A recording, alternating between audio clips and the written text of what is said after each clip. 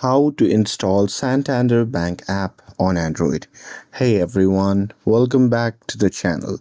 In today's video, I'll show you how to install Santander Bank app on Android.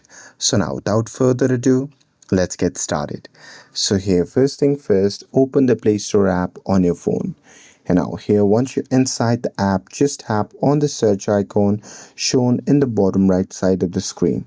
And now here once you're inside the search section, just tap on the search bar at the top and there you can simply type in Santander mobile banking, or you can just type Santander and search for it. And now here once you search for that on the search result, you can just tap on Santander mobile banking, and after that on the next page you can just tap on install to start the installation process on your phone. But remember, you have to select the Santander banking options according to your country.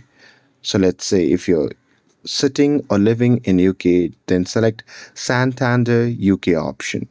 And here with that, once the installation completes, you can just tap on open to launch the app. And that's it. That's how you can install Santander Bank app on Android.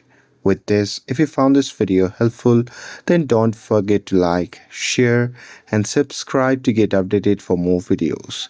Thanks for watching, and I'll see you in the next video.